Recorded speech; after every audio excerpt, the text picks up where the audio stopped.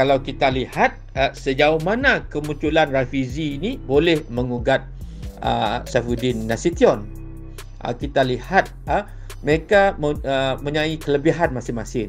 Kalau kita lihat Rafizi ini ketika ataupun selepas beliau mengumumkan beliau nak bergiat aktif lagi dalam politik, kembali aktif dalam politik, beliau telah cuba menarik perhatian dalam PKR dan luar PKR dengan cuba membawa bekas Perdana Menteri Datuk Seri Najib untuk berdebat dan sebagainya. Ini merupakan strategi beliau supaya beliau dilihat menonjol. Sedangkan Saifuddin Nasution pula, kita tahu pendekatan beliau bersifat sederhana, walaupun ramai orang tahu beliau ni sentiasa bekerja dan membuat strategi untuk memajukan parti dengan gerak kerja pasukan yang lebih luas. Jadi sejauh mana kemunculan Rafizi dia mengugat Saifuddin, saya kira kalau setakat ini memang di media sosial ni memang Rafizi ini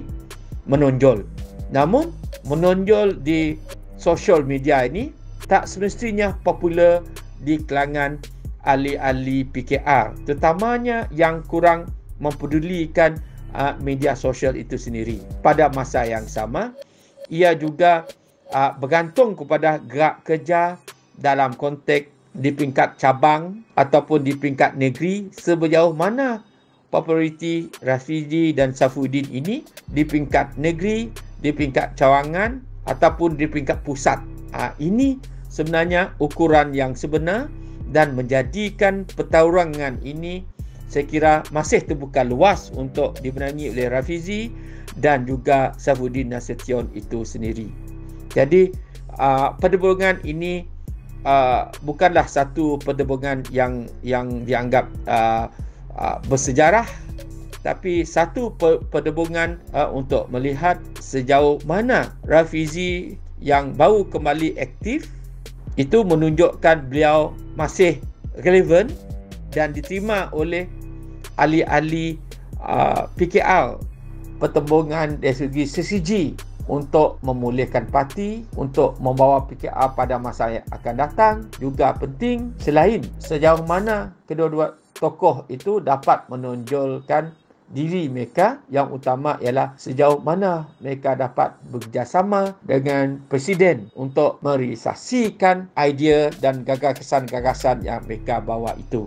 Kita perlu ingat bahawa untuk menjadi timbalan Presiden ataupun bergerak untuk jadi jawatan timbalan Presiden ini bukanlah satu jawatan bersifat individu ataupun one man show, tapi ia merupakan satu jawatan yang perlu kerjasama semua, iaitu melibatkan tim ataupun pasukan yang PKR yang menyuruh, pasukan kepimpinan yang menyuruh.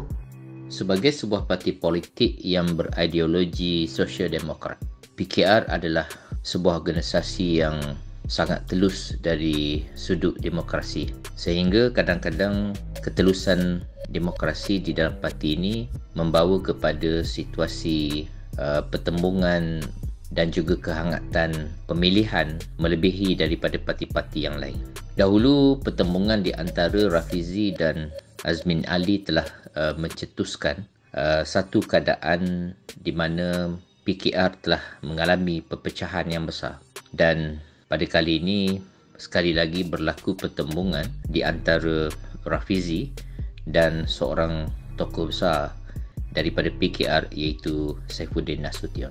Namun saya menilai pertembungan di antara Rafizi dan juga Saifuddin walaupun nampak kelihatan bakal menghangatkan suasana, tetapi saya fikir pertembungan antara kedua tokoh ini adalah suatu pertembungan berasaskan demokrasi yang menjadi amalan di dalam PKR.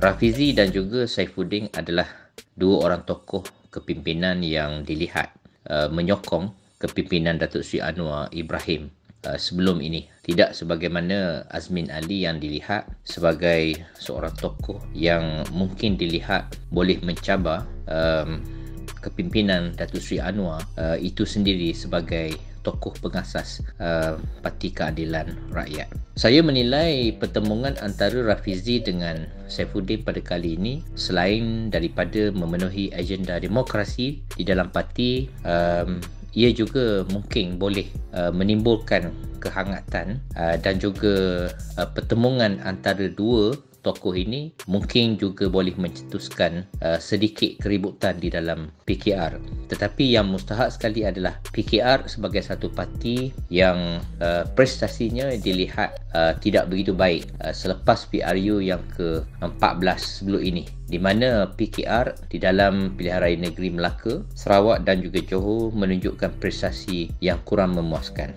PKR pada masa ini memerlukan satu suntikan baru, kepimpinan baru dan juga semangat baru yang akan melonjakkan semula PKR sebagaimana prestasi terbaik mereka yang dicapai pada PRU ke-14 yang lalu. Adalah diharapkan dengan pemilihan PKR pada kali ini akan menjadikan PKR sebagai parti yang dinamik dengan wajah-wajah baru di dalam kepimpinan yang akan membantu Datuk Seri Anwar untuk memacu parti ini mendepani politik pada masa akan datang.